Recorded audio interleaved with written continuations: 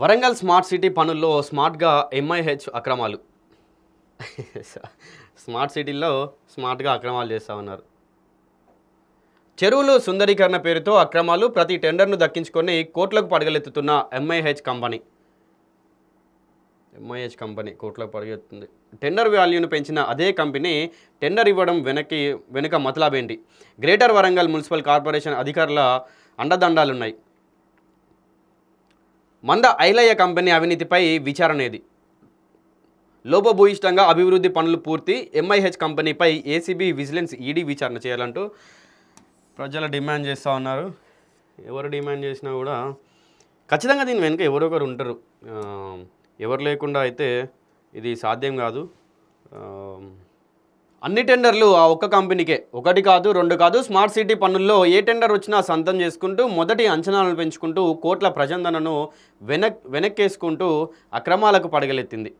ఆ కంపెనీ పేరు ఏంటంటారా? మంద ఐలయ్య కన్స్ట్రక్షన్స్ ప్రైవేట్ లిమిటెడ్, అంటే ఎంఐహెచ్ అన్నమాట షార్ట్కట్లో. ఇదంతా గ్రేటర్ వరంగల్ మున్సిపల్ కార్పొరేషన్లో నీలి నీడలో జరుగుతుంది. గ్రేటర్ కార్పొరేషన్ నీలి నీడలో జరుగుతూ ఉంది.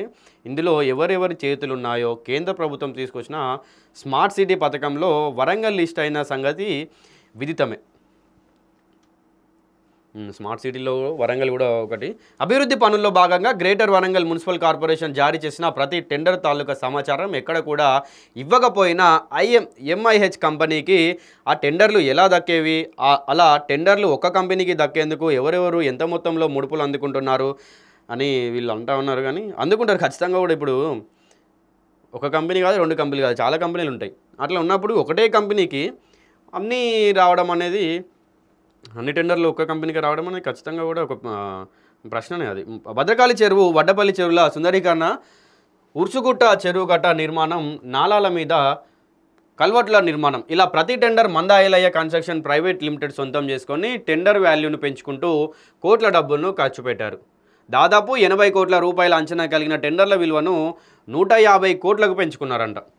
80 కోట్లు ఎక్కడ, 150 కోట్లు ఎక్కడ, దాదాపుగా డబుల్ అయింది. 80 ఇక్కడ 150 అంటే దాదాపుగా డబుల్ అయింది. ఇంకా దేనిని ఆధారం చేసుకొని టెండర్ అంచనా పెంచారు? దీని వెనకాల ఎవరి హస్తం ఉంది? అంచనాలను పెంచిన అదే కంపెనీ పనులు అప్పగించడంలో మతలబేంటి? అధికారులు కాంట్రాక్టర్ మంద అశోక్ కుమ్మక్కయ్యారని ప్రజలు ఆరోపిస్తూ ఉన్నారు.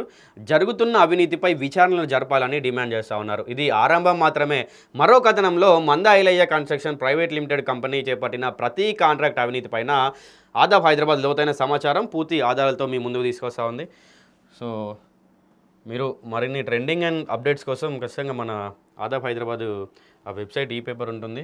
మీకు ఏ పేపర్ కావాలి, ఎప్పుడైనా కూడా అప్డేట్స్ కావాలంటే మీరు మన వెబ్సైట్ని విజిట్ చేయొచ్చు.